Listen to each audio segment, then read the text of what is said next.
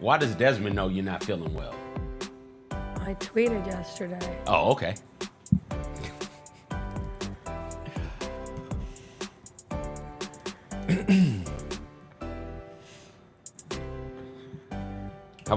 We're live. We latched. It worked.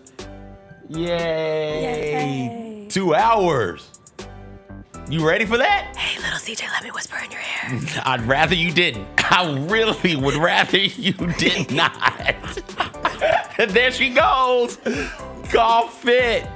Oh, my goodness. You have one job today. What's my one job? You cannot make me laugh. Is that how you're going to sound? Yes, CJ, we've been talking for 10 minutes. Well, the people don't know that. The people don't know that we've been talking for 10 minutes. This is my life now. Okay. Are you going to run for, the Department of Health? Yes. You sound very Kennedy. I'm very going to eat Robert my McDonald's Kennedy-ish. on a plane. Oh, he looked like he was terrified to eat that McDonald's also. No. I've avoided this for years. Everybody's so happy to be eating McDonald's. And good old Bobby Kennedy's like, oh my gosh, I can't believe that. This is how they're jumping me into this weird ass organization. Good grief. On the plus side, I can't sing. So anyone who doesn't like us to sing. Try it. Oh, why would you try that one? Because it's Wicked Week. Why not? Oh, is it? It's Wicked Week. Is it? Friday. I thought that was next week. No, it comes out Friday. Why did I think it came out Thanksgiving? Because you're not one of us. I'm not. Sing with arms bow open. With arms wide open. There we go. How about that? My dad says you need to go home. Conrad, I don't have what if this is just my life forever? I was like, I feel would you relatively good enough to come in. Would you like this voice to be your new voice forever? No, CJ, I would not. I didn't know. It doesn't feel great. You sound like you smoke 12 packs of cigarettes a day. I feel like I work in a lounge. You sound like it. You sound like if you're not getting first-hand smoke, you're absolutely getting second-hand smoke. Absolutely. All right, let's try this What's up, everybody? It is Monday, November 18th. It is going to be a good day. Jessica Benson with you from the Grind City Media Studios in Memphis, Tennessee. CJ Hurt behind the glass. Coming up on today's show, Grizzlies split the weekend, an NBA Cup loss on Friday, a win over the Nuggets on Sunday. We'll get into that, plus a little late-night positive Ja Morant injury update. That's always good. Wild weekend of college football, the NFL, a fight between Jake Paul and Mike Tyson. We'll hit it all. Gary Parrish will join us about 40 minutes in. The Memphis Tigers are 3-0. We'll get into all of the weekend's festivities with GP. We'll do some Hot Mess Express. I'm going to put myself on it. We're going to make it through this Monday, everyone. We'll have some fun. You know what we say. Nothing, because I have laryngitis.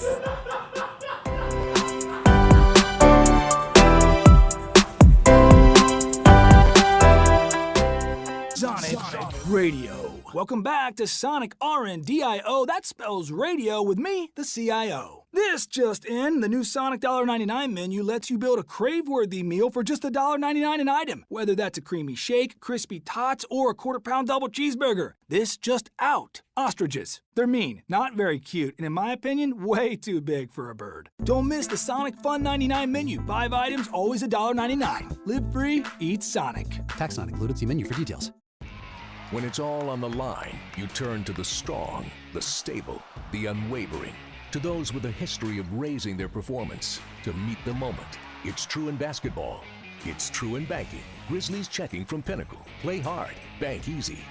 Open a Grizzlies checking account with at least $100 and a recurring direct deposit by August 31st. And you could receive a $200 direct deposit bonus into your account. Details at grizzliesbanking.com. Member FDIC.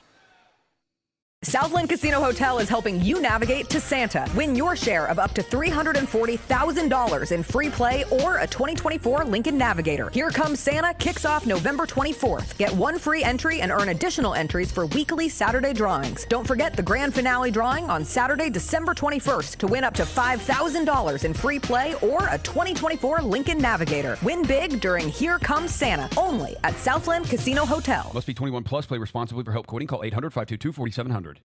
Justin Timberlake. I'm bringing sexy back. The Forget Tomorrow World Tour. Live in Memphis. Justin Timberlake.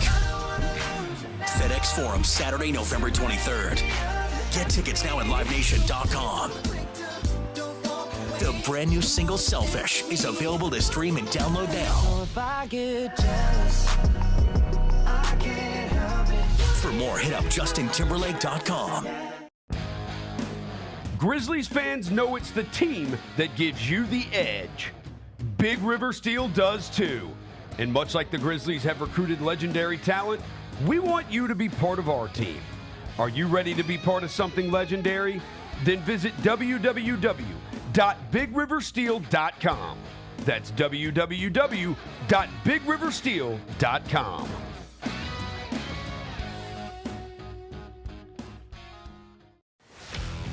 Let's face it, there's a lot of trash talk in basketball, but the great teams let their performance do the talking.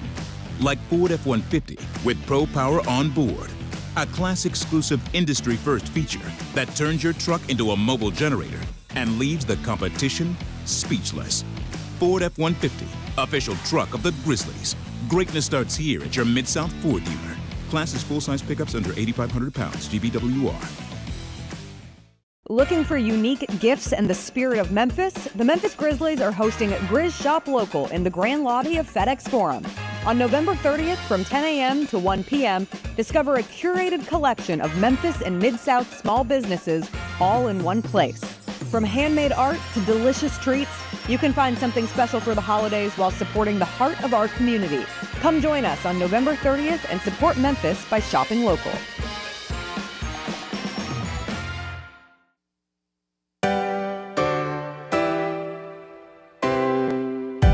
Feels great to feel the sunshine. Gotta own the day like it's all mine. Just got paid in his own time. Been working hard, I've been on the grind. I deserve this feeling, having my way. I've been on this healing. This is my day. The sun's out, let's have a little fun now. I wanna let it all out. That's what it's all about. Cause I deserve this feeling, having my way. I deserve this healing. This is my day. Grind City Media presents The Jessica Benson Show with CJ Hurt. Live from the Grind City Media Studios on YouTube at Grind City Media and the official Grind City Media app. Happy Monday, everybody. If you thought I was going to let laryngitis keep me down after Justin Herbert won in primetime and avoided a blown 21-point lead, if you thought I wasn't going to show up after Bo Nix threw for 300 yards and 4 touchdowns, you were kindly mistaken. Tough time to be a part of the Bo Nix hater club, CJ. Ain't that damn tough. Tough times. It ain't that damn tough. Tough times. It's not. Tough times for me. Still don't think he's any damn good. Oh, my God. I don't. What? And he's probably going to be, second in Heisman, second in the Rookie of the Year voting? He might make a surge, man. Over Jaden Daniels? I think he has a chance. Okay. He looked really solid yesterday. My Bo-lief, my Bo-ticipation, my positivity, that one was a bit of a slip off. You'll have to excuse me. I might not be my sharpest, my wittiest today. What if I told you, yeah, that's Bo Nix right there, dealing versus the Falcons. What if I told you this is the best I have sounded since I left the show on Thursday? This is the best I have sounded since I left the show on Thursday. I would say prove it. You got to have some sort of audio recording somewhere to prove it. I was also thinking I did send some voice notes out. During the break, we should get you to voice a bunch of commercials now so it sounds like a different person. That's good, to some diversity. Yeah, so it sounds like we've got more people up here. I like that idea. A different female voice, if you will. Yeah, I mean, I don't know if anyone, what gender someone's going to assume this voice is. No, you sound like either you're a woman or a Victorian era child. Ooh. Yeah. I think I really just sound like I work in a lounge. Like I've smoked 80 cigarettes a day for 8 years, and sometimes as people I are sing, blowing cigar smoke into your face. Yeah. Yeah. Sometimes I do a little like Lady Day sings the blues on a good night if I'm feeling it. I left the show Thursday. I had one of my dear best friends was having her bachelorette party in New Orleans. I drove to New Orleans, and along the drive, I started realizing, I did realize I started Thursday's show by saying, "Oh, I'm sorry, I think I have a frog in my throat." So I should have known. I should have known in that moment something was amiss. Was it just you driving? No, I was with Jalen. Okay. And Everything was fine. The drive was fine. And I dropped her off at the place to go park my car after we unloaded our suitcases. And I called my mom to tell her I made it safely. And as soon as I opened my mouth, I was like, oh no, that doesn't sound like me. And I went into the house and I'm meeting some like new girls who are there, and I'm trying to talk, and I said, I'm so sorry. And they're like, oh, the air conditioning from the drive must have just, tickled your vocal cords. And I was like, yeah, absolutely. It's the air conditioning from the drive. And I woke up the next morning, and something felt off, and I tried to talk to myself, and I opened my voice, and like nothing came out. And so I went to urgent care, and I tested negative for all the things, and she said, you have laryngitis. I was like, who just has laryngitis? I haven't lost my voice since I was in high school. And you don't realize how ill-equipped you are to shut the F up until you have laryngitis.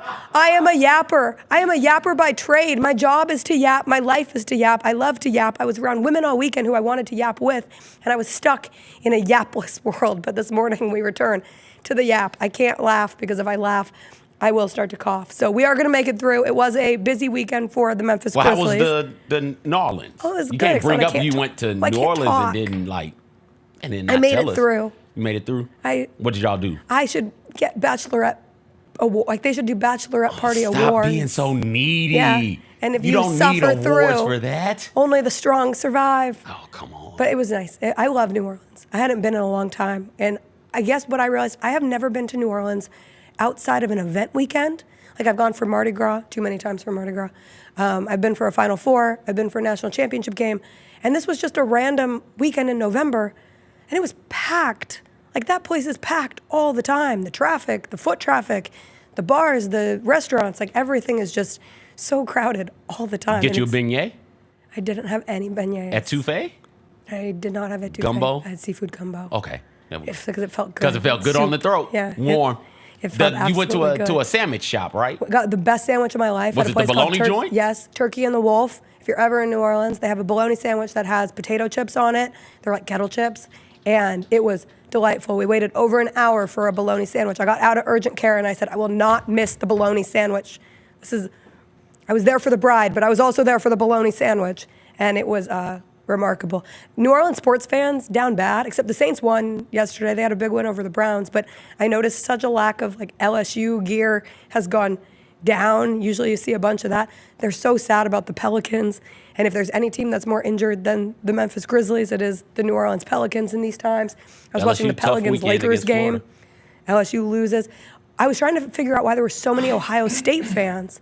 And I was like, why are there a million Ohio State fans here? Which game? Because they're all Browns fans. Oh, Because okay. Ohio is one. Ohio. Oh, don't do that. Memphis Tigers beat Ohio over the Damn weekend. right. We'll talk to Gary about that. Memphis Grizzlies went 1-1. They lost the NBA Cup game against the hated Golden State Warriors on Friday. Oh, no is right. You don't want to start 0-1 in the Cup. It's okay. They'll have a bounce-back opportunity tomorrow against the Nuggets because you get the Nuggets twice in 3 days here. Twice without Jokic, potentially? Congratulations to Nikola Jokic on the reported alleged birth of his child. Wait, his shout already came? Some Serbian outlet reported it was a boy. So we could have another baby Jokic. All right, so he'll probably play. Don't you just feel like a baby Jokic comes out of the womb, like ready to post up a triple-double? I feel like a baby Jokic emerges much like some of the gods did in Greek mythology, where they just emerge out of their father's, like full grown, out of their father's cranium. Just pop down.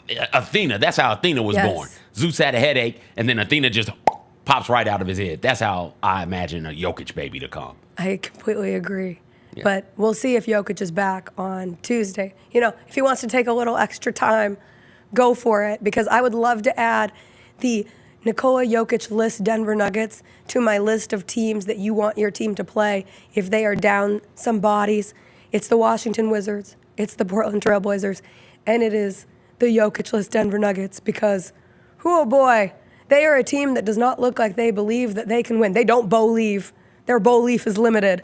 And when they cut it to like 11 down the stretch last night, I found myself saying, or croaking, like, I don't think this team can score 11 points in 3 minutes. Like, the concern level just never really elevated. And it's great that the Grizzlies are at this place where they're not playing down to these kind of opponents. Sometimes last season you would see them let things slip away against teams like this, and a part of it is their depth is better, and another piece is Jaren Jackson Jr. continues to carry this team in a myriad of ways. I thought last night his block activity was the best we've seen it this season. He's been really active defensively, but he's had more steals than blocks this year, and last night kind of came back out into the typical block Panther status.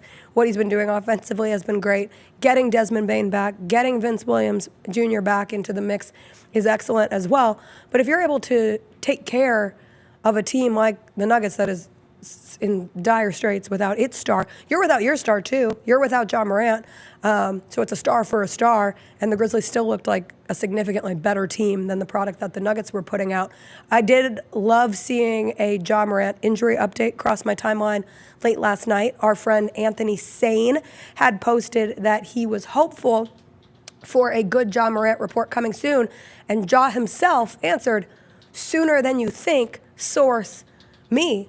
I think that's a pretty good source. I think Ja Morant giving an injury update on himself is the best source you could get of an injury update on Ja Morant. I had seen some people take a more ominous approach to Ja's return or nearing availability after Taylor Jenkins pregame yesterday had said that he was going to have more imaging done today. And I get it, people are equipped to go the doom and gloom route, but you heard it from Ja Morant himself, that he should be back. He's missed 5 games. We'll see what that imaging looks like. Hopefully we'll get some sort of an update. But that's where I sit with this Grizzlies team. Like, get Ja back into the mix, and then we can really start to evaluate ceilings. In the meantime, the ball's moving well. Like, the assist numbers are all over the place. In a good way, I mean. Like, Desmond Bane last night, his stat line was 11 points, 11 rebounds, and 7 assists. And then next up in assists was Vince Williams Jr. with 5. Like, everybody is piling assists up the way this new offense works. And then defensively, I think the intensity on that side of the ball has really allowed them to be in a pretty stable position. I thought that Vince, as we look at Jaren's block right there, I thought that Vince's facilitating capabilities really shine through this weekend, where you are using him. You're down Ja Morant. So you're down a ball handler there. You're down a Marcus Smart. That's another ball handler. His ability to be a facilitator on the court and be the primary ball handler at times, I found that really, really encouraging over the weekend. Maybe the most encouraging thing I saw from over the weekend. And I'm with you. The Grizzlies feel like they're about to start getting healthy, which is should be pretty damn scary for the rest of the NBA, and pretty exhilarating, fun, and exciting for Grizzlies fans, because this team has, what are they, 8-5 now?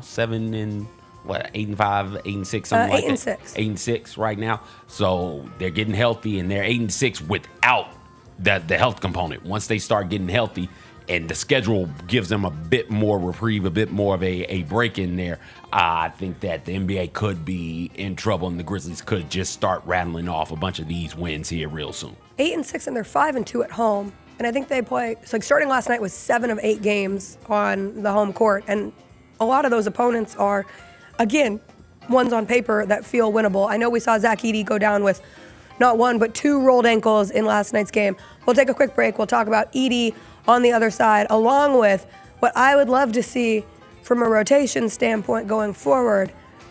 Spoiler, I just want to see them play their best players as much as possible, as often as possible. And you mentioned the assist of Vince Williams Jr. That plays a part of it as well. We'll get into all that along with all the football happenings from the weekend. WNBA draft lottery came this weekend. We found out where we assume Paige Beckers will be going after this current college basketball season concludes. She's the one. Okay. That's who you build a franchise around. I'm not sure about that, but all right. Okay. I look forward to finding out who you think could be the one other than Paige Beckers. Gary will join us. We'll talk about the Mike Tyson, Jake Paul fight at some point too. All that and more when we come back.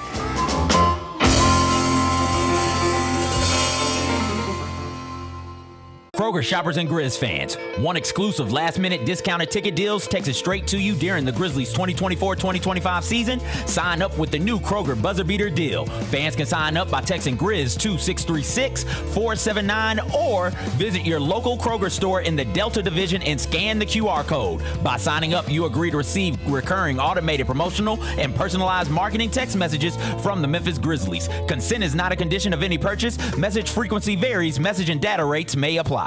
I can't tell you how many people texted me and thought it was the funniest thing ever that you were sitting on the front row in your jersey. Yo, no. You were wearing a Tony Allen jersey on the front row. They're like, yo, tell him to check in. That joke was smeedy. I told Tia, I said, yo, but I you did should have a hoodie on, though. I mean, a sweater on. I told Tia, you should have sized up on that joint, man. Yo, shout out to Robin Hood, man. The Chris Vernon Show, live on weekdays at noon on YouTube at Grind City Media and the official Grind City Media app. It's the top 5 worst teams in the NFL. I think the Panthers are the worst team in the NFL. I got the Saints number 1. Ha! Let's put the Aints up there. They're terrible. I'll take the Titans as my worst team in the NFL. If they played Will Levis, they're for sure the worst team. Maybe in NFL history. Might be worse than the 0-16 Lions if they play Will Levis. The Odds Couple, live at 2 p.m. on YouTube at Grind City Media and the official Grind City Media app. Thanks for showing up, Memphis. Nothing beats catching your Grizzlies IRL, and nobody knows that better than you. So next time you want to hit up a game, Ticketmaster's got your back with tickets to every upcoming matchup. Whether you're catching the Grizzlies at home or on the road, you'll find tickets at Ticketmaster, the official ticket marketplace of the Memphis Grizzlies and the NBA. Keep putting that jersey collection to use and get Grizzlies tickets today. There's no better brag than saying you saw it live. See you courtside again soon, Memphis. Goldberg announces he's going to have a retirement match in 2025, and he said this on College Game Day. We know you're trying to ride the coattails because the 2025 is supposed to be the year of John Cena. Goldberg, I have a message for you, my guy. We don't care about your retirement match. Your retirement match was 3 years ago. Go somewhere, go away. Tune in to Grind City Wrestling weekly on the Grind City Media app and on the Grind City Media YouTube channel. Who will lead the Grizz in steals this season? I'm going to go with Pippen for steals this season. So I'm going to go with Jaren. I'm going to go, as long as he's in the rotation, I'm going to go Jake LaRavia for total steals, and I'll have Marcus Smart in my back pocket for steals per game. Hey, Grizzlies fans, be sure to tune in to Grizzbeat, where the panel and I break down all things Grizzlies and take a look at the rest of the NBA as well. The show is live every Wednesday, 2 p.m. on YouTube at Grind City Media and the official Grind City Media app. Who do you see ending up in the SWAC championship game? So give me your East and your West based on what you see right now. If I had to say from what I've seen this year so far, I think you're probably going to get a Southern Jackson SWAC championship. Get all of your HBCU sports and culture news by tuning in to HBCU Huddle with CJ Hurt and Mike Wallace. New episodes drop every Thursday on grindcitymedia.com, YouTube, and Spotify. Let's face it, there's a lot of trash talk in basketball, but the great teams let their performance do the talking. Like Ford F-150 with Pro Power on board, a class-exclusive industry-first feature that turns your truck into a mobile generator and leaves the competition speechless. Ford F-150, official truck of the Grizzlies. Greatness starts here at your Mid-South Ford dealer. Class is full-size pickups under 8,500 pounds, GBWR.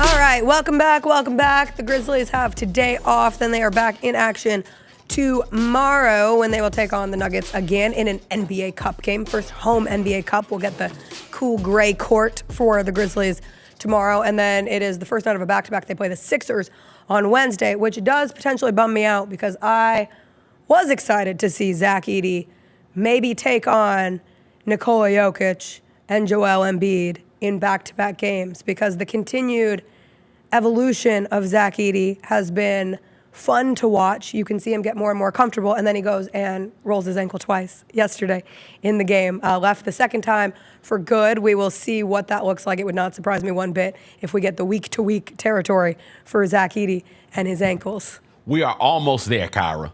I just noticed I've been begging Kyra to get the ticker to kind of scroll. Okay. The scroll is still going a tad fast, and there's an awkward, gap betwixt the stories. We're going to get there one day, though, Kyra. But I like it so far. I like it. Look, here it goes. Oh, Boom Boom Room getting a location in Midtown. And then there's a little bit of a pause. And then now. Do we get another one? Now, No. where's the other one? Now we get another one. Operation Bear Claw leads to the There arrest we of go. 4 insurance frauding individuals. Yeah. I can still do reads. You can.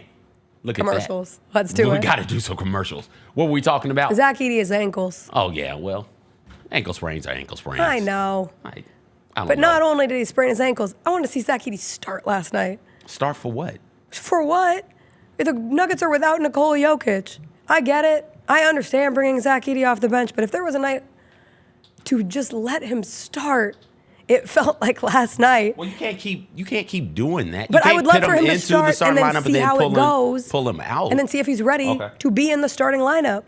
I'm ready for him to be in the starting lineup. He had 14 points and 9 rebounds in 23 minutes last night.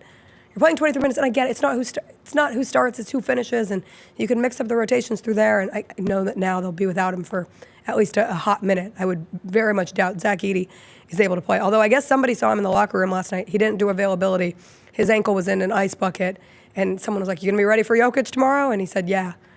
I said, "Oh, that's sweet. I love your wishful thinking." That's like me saying, "You gonna be ready for the Nuggets? Is your voice gonna be back for the Nuggets game tomorrow?" And You I'm told like, me yeah. you told me this morning. Yeah, I'm at 70%. I lied to you. To be fair, I was like, I was trying not to wake up Chris, and so I was No, don't worry. practicing Your in the voice bathroom. can't do that. I was practicing speaking in the bathroom, and it still didn't work. You mentioned those Vince Williams assists. Oh wait. I don't want to get off on. No, I was Edey gonna just yet. say Okay, he go would ahead. have had more assists. Like some of it is chemistry building now because Zach Edey's having to build chemistry with everyone. Vince Williams Jr. had a couple passes to Zach Edey that he just bobbled, and that assist number could have been a hell of a lot higher if Edey had been able to catch those balls. But I feel like we saw that early on with Edey having to grow with the various facilitators on this team, and now you add Vince Williams into the mix, and you're just learning how different players pass. But Vince Williams Jr. being able to pass is good, but we won't get there yet. Go ahead. Edey shouldn't be starting. Edey should be coming off the bench. Like that, it looks like he's much more comfortable. Let him take advantage of the second unit, and then you can find an interesting way to do the minutes to where you get him some run against the other team's ones instead of always running them against the twos. You brought this up a time or two, Jessica. You don't need a whole lot out of Zach Edey. He's not tasked with, unlike a lot of lottery players, he's not tasked with being the team saving grace. So you don't need him in that sort of a way. So you can bring him along a bit more slowly. With that being the case, let him watch, let him digest some things before he comes into the game, and then let him come into the game. And you can use the starts of games and the starts of halves as teaching lessons for Edey, as you also use real in-game experience for him. I'm fine with Edey coming off of the bench. Yeah. Last night I just wanted him to wreck Dario Saric.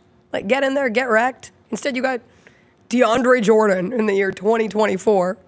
Yeah, that was fun. It actually was. That fun. was I did fun watching enjoy them it. go back and forth. Yeah. I enjoyed it in that moment. Okay, fine. You can still make a case for bringing Edey off the bench. I need Vince Williams Jr. in the starting lineup, and I need it yesterday. Jalen Wells has been tremendous, but when everybody's healthy, what does your starting lineup look like? When everybody's healthy, Gigi's gonna be back healthy, controversial. Ja's back healthy, everybody's healthy. What does your lineup look like? well, it's probably Ja, Dez. I'm still throwing Marcus Smart in there for now. Marcus was out last night with an illness. Maybe he caught the laryngitis too. Jaren and Edey. But I think you can make a case for Vince Williams Jr. And from a shooting standpoint, like they all need to shoot better. Desmond Bain in his walk-off interview last night with Rob Fisher said, make shots. Like, what do you need to do against this team when they're back in this building? Make shots. Like, make shots 2024. That's the campaign of the Memphis Grizzlies. Well, we already had an election, so we can't do a campaign again. Well, we're doing the Grizzlies campaign. When does that campaign end? It's ongoing. When they win a championship. Oh, so that campaign's never ending. Okay. It's coming. If they make shots. Yeah, it's always coming. If they follow through on the Championship is campaign coming. mission statement of make shots. 13 of 39 from 3 last night, which honestly was better than it felt watching it in the moment. But Vince Williams Jr., what he does from a defensive standpoint, he's just so versatile. Like, he fits that perfectly. And so, sure, roll with Jalen Wells. He's been back for 2 games. Like, I understood Vince Williams Jr. coming off the bench against the Warriors. But I really would have liked to have seen Vince Williams Jr. in the starting lineup. I just want to see the Grizzlies' best players play together. Watching, as I was sick in bed in New Orleans, watching the second half of the Grizzlies-Warriors game on Friday night, and also seeing Mike Tyson's booty cheeks. It was quite the visual. What happened there? He just turned around. He was on camera, and he turned around and started walking away. I can't laugh. And what happened? So he turns around froze. and starts. My screen froze. So was it just his raw booty cheeks? Yes. So wait, was he naked in below the waist? Booty cheekless chaps. It looked like it wasn't a chap, but that's what it felt like. All right, so he had shorts on. Yes. And the booty cheeks was just cut out the shorts. Yeah. And then it just froze on Correct. Tyson's cheeks. On mine it did. And according to timelines, others did. All right. I had it on my phone. What happened? Do we know what happened to why his cheeks got cut out? No, I don't think that was answered. I think that's a question we still have coming out of the weekend. All right. But I didn't know what was more egregious, that or the fact that, I can't remember who brought it. I think it was Fast Break Breakfast. But Jaren, Marcus, Vince, and Desmond Bain had not played a single minute together, like through the third quarter against the Warriors. Yes, and you're down. At some point, I think the Warriors were up like 17. It's like, just put your best players and go for it. This is the Cup. Is there no respect for the NBA Cup? I mean, you didn't take it. We did a whole cup draft, and you didn't take the NBA Cup. I said it has to work its way into my heart. Okay, well. People are so mad that we didn't take Reese's peanut butter cups. They should be. That My was fat on ass us. should have took it. That was on I took us. peanut butter. I took pepperoni cups. I took cupcakes. I should have taken the peanut butter cup. I don't know how it escaped me. I apologize. I had perfect pepperonis on a pizza this weekend. Really? I had a good food week, despite not being able to speak. I had an appetite. So you could taste. I could 'Cause taste. When yeah. I had my thing, food tasted terrible. Oh. Water tasted awful. Water? Yeah, no, like water tasted like metal. Oh, that's horrible. Yeah. No, I had some great pepperonis. Had a spicy honey on it. Ooh, Probably didn't help with the the honey drizzle. inflammation, but yeah. Well, honey does help. Honey does help. Is that a cup The full of unofficial honey? sponsor, basically. It's lemon, peppermint, honey, hot water, anything that gets in there. Anyway, my point being, as the Grizzlies get healthier, Play your players. just play your best players. Play your players. And that's your best way to win games is to play your best players. And so we will see as the Grizzlies hopefully continue to get healthier. But until you have John Morant in that lineup, like, I'm not going to go full nuclear on any rotation decisions in November. Like, I understand collecting. I don't always understand it, but I know that the purpose of it, of collecting data points, of getting these different minutes, of getting different rotations, serves a purpose for later, a purpose that sometimes you can't see in the moment. When is later though? Like that's The second the calendar turns, I'm fine with the getting the data points, Yeah. playing dudes early in the season. I am good with that. But at a certain point, like, you've got to, maybe you don't go full Tibbs, but you got to go partial Tibbs and say, yo, these are the 7 to 8 dudes who are going to see run every single night. Everybody else just come ready in case of injury. Do you see Carl Anthony Towns like fall pretty hard last night? Looks at Tibbs, waiting to get taken out of the game. Just nothing. And they're on the first night of a back-to-back. Just Tibbs does absolutely not nothing. care. Does not so care. you're saying January, start narrowing down. You've got enough data points. That's where I personally, personally like, that's a very arbitrary line for me to draw. But that's in my head where I would like to see a shift. How many games are played by January? By January, don't ask me these hard questions. Like 30 games, maybe. Yeah. About 30 games, about 20-something, 30-something games A have little been played. over a third into the Yeah. season, I think, is an You've appropriate got time. enough data points at that point. I rock with it. I'll give it another month. I'll say by February, like mid-February. All-star. Go Is ahead, usually one that you all-star. can do. Go ahead and say, all right, these are who we're running with. We got enough data points. Sorry to some combination of Laravia, Wells, Conchar, Kennard, Clark, Huff, like the Edey, Smart. Like, sorry to somebody in this group. Y'all not gonna get as much run as you thought you were gonna get. Well, it's crazy 'cause Most of you won't get any run on a given night. Sorry. The Warriors are running like 2, 3, 4, 5, 6, 7, like 12 deep. Yeah. And it's working for them. And listen, like, the Warriors have been one of the bigger surprises. It's hard for me to say surprise. We talked about this last week when Steph Curry still plays for your team. But in terms of how they have worked as a unit out to this 10-2 start, but I'm still not completely sold that that style of play works by the time you get to the postseason. Like, you have to cut down that rotation eventually, even though if anyone has shown us to try and flirt with a deeper rotation, it certainly would be the Golden State Warriors. Oh, we also didn't talk about Draymond Green tried to kill Zach Edey, but that's expected. Yeah. Broke the code. Again. He fit that man's ankle in a leg lock. What are we doing? That's when you know. Honestly, that should be Zach Edey's welcome to the NBA moment. He knew he was making a difference when Draymond Green tried to rip his leg off of his body. Come on, man. Is that hyperbolic? Maybe. He did. But he did leg lock him. He did leg lock him. Now, there was no reason for the leg lock to happen. Absolutely Draymond, none. he just can't help himself when he gets in these precarious situations. He's a lot like Dylan Brooks in your testicles in that way, where Dylan Brooks, if he sees an open pair of testicles, he's got to reach out and hit those. Draymond, if he sees an ankle, he's got to reach out and grab that. He's got to give it to me. He's like Headlock. the birds in Finding Nemo. Me. Mine, the seagulls. Yes. That's what you get. Yeah, no, that was absolutely a dirty play. Did he get fined at all? Yeah, and it got upgraded. I don't know if he got fined, Okay. but it did get upgraded to a He should have got flagrant one. fined, and it should have been upgraded. You can't be doing that. The Warriors got a history of being dirty. Evergreen also. statement. Draymond Green, you can't be doing that. From Zaza. You can't be doing taking that. Out, it's Zaza Pachulia's fault Kawhi Leonard's body gave out on him. Ooh. That dirty ass play Zaza did, and Draymond, king of being dirty, just running around being a dirty ass player. Yeah, you can't be doing that. Warriors got a history of it. Other random Grizzlies note, those jerseys last night were awesome. Oh, yeah. I'm obsessed. Did you with see the the City Edition cardigans? uniforms. I saw I'm not a big cardigan fan The at this cardigans point in are my life. beautiful. The cardigans with the hat, superb. I want the warm-ups. Oh, I yeah. need them to sell the warm-ups. The baby blue warm-ups that they had on last night were so perfect. Also, Vince Williams Jr. looking like an absolute psycho in the most affectionate way possible with the white T-shirt under the red jersey.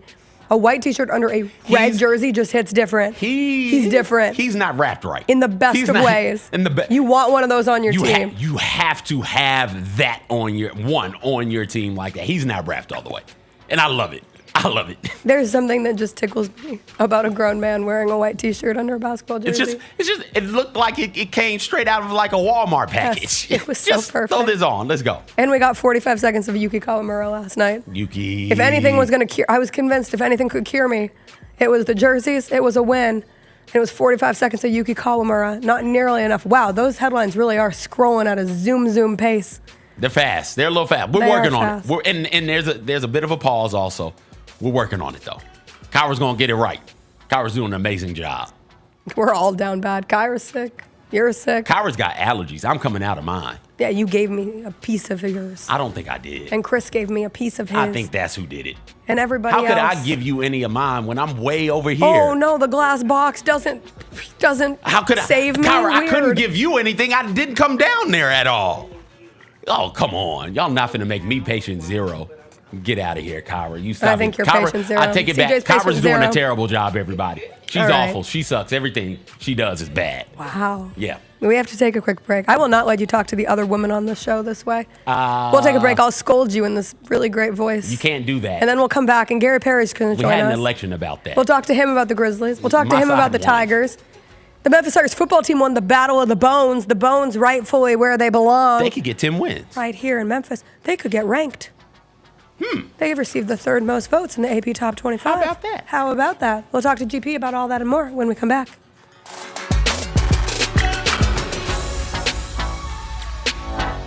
Who do you see ending up in the SWAC championship game? So give me your East and your West based on what you see right now. If I had to say from what I've seen this year so far, I think you're probably going to get a Southern Jackson SWAC championship. Get all of your HBCU sports and culture news by tuning in to HBCU Huddle with CJ Hurt and Mike Wallace. New episodes drop every Thursday on grindcitymedia.com, YouTube, and Spotify.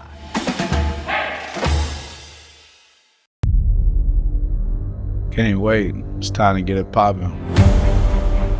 It's going to be crazy. The fans are going to be loud. We need just energy.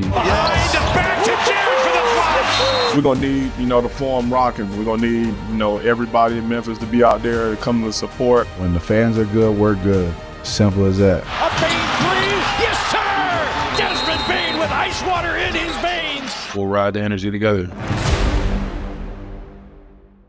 Sonic Radio. Welcome back to Sonic RNDIO. That spells radio with me, the CIO. This just in, the new Sonic $1.99 menu lets you build a crave-worthy meal for just $1.99 an item, whether that's a creamy shake, crispy tots, or a quarter-pound double cheeseburger. This just out. Ostriches. They're mean, not very cute, and in my opinion, way too big for a bird. Don't miss the Sonic Fun 99 menu. 5 items, always $1.99. Live free, eat Sonic. Tax not included. See menu for details. There's no substitute for experience, the knowledge gained from having been there before, and the passion to share what you know to make everyone around you better. It's true in basketball. It's true in banking. Grizzlies Checking from Pinnacle. Play hard. Bank easy.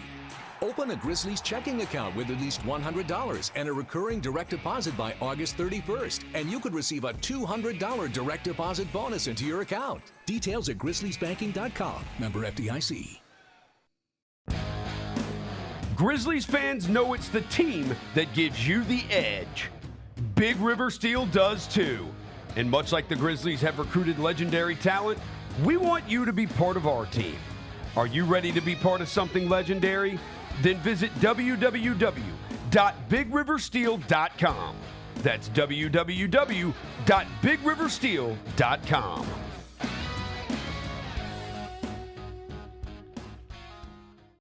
Looking for a fun way to get your child active and involved with the Memphis Grizzlies? Ball out on the Grizzlies home court at Junior Grizzlies Game Day Clinics. Presented by Ortho South. Get your game ready for the big leagues. The first Junior Grizzlies Clinic tips off November 25th before the Grizzlies versus Trailblazers game. Take your child's skills to the next level by signing up at grizzlies.com/Junior Grizzlies. That's grizzlies.com/Junior Grizzlies. Don't miss out. D'Anthony Melton took my boys, my little guys, to the ice cream stand. He was like, I'm going to get ice cream. You want to go with? So he took my little guys to the ice cream stand. So, you know, guess who their favorite player is now? John Morant. But outside of that, you know, D'Anthony Melton's pretty high up on the list. How about this? We got youth small D'Anthony Melton jerseys at our house right now. Love D'Anthony Melton. That was a fun night. It was a fun night, man. The Gary Parrish Show, live on weekdays at 10 a.m. on YouTube at Grind City Media and the official Grind City Media app. Goldberg announces he's going to have a retirement match in 2025, and he said this on College Game Day. We know you're trying to ride the coattails because the 2025 is supposed to be the year of John Cena. Goldberg, I have a message for you, my guy. We don't care about your retirement match. Your retirement match was 3 years ago. Go somewhere, go away. Tune in to Grind City Wrestling weekly on the Grind City Media app and on the Grind City Media YouTube channel.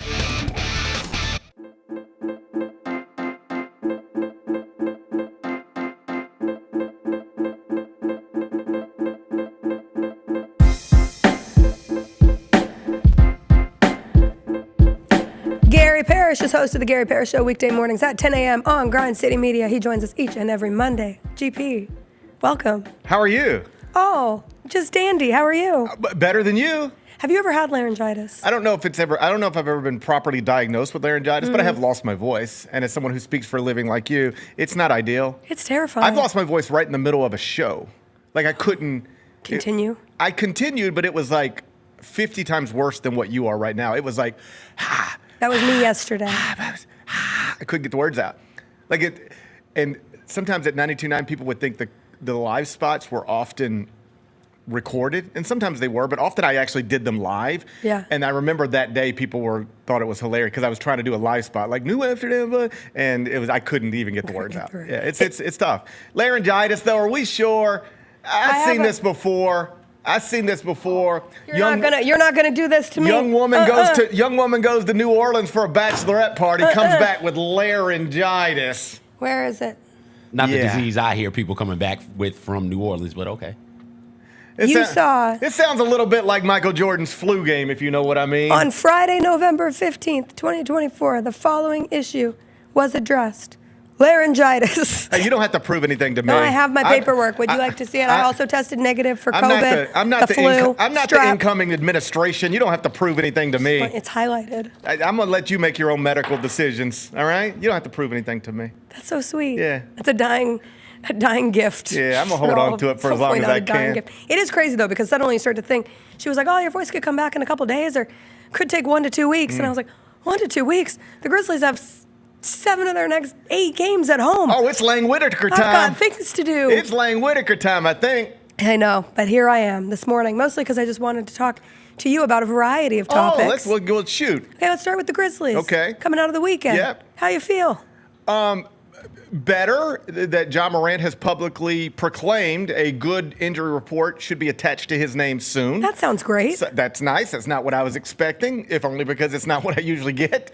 But it was a nice thing to see before I put my head on the pillow last night. Obviously, any victory when you're shorthanded is a good victory, and you need to take advantage of teams when they are also shorthanded. So congratulations to the 3-time MVP Nikola Jokic on the birth of his son, we believe.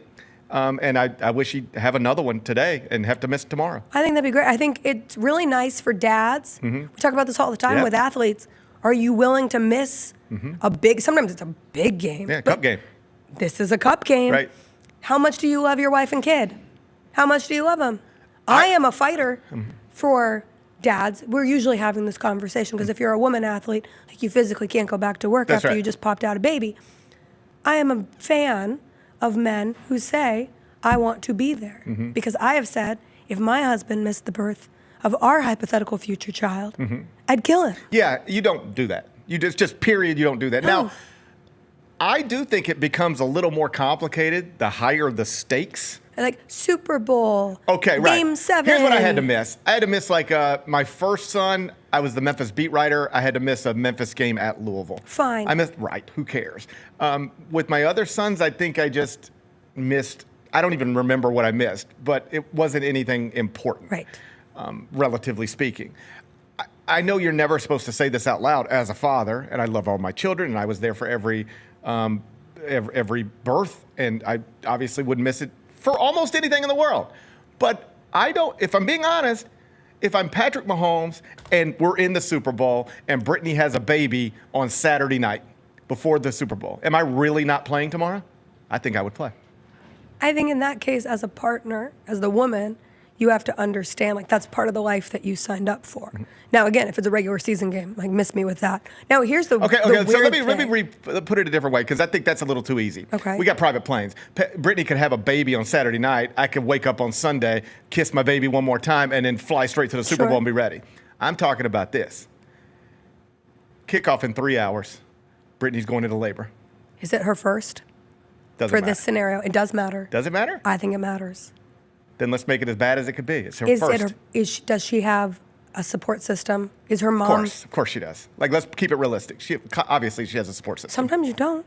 It's Brittany Mahomes. I'm sure she has a support Okay, system. fine. Yeah, but like someone who really means something. Taylor will be there.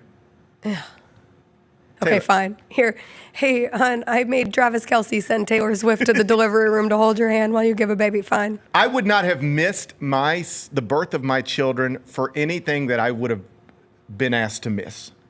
But if I were Patrick Mahomes and the Super Bowl started in 90 minutes and Brittany was going into labor, I would really struggle with that, and I think I'd go play.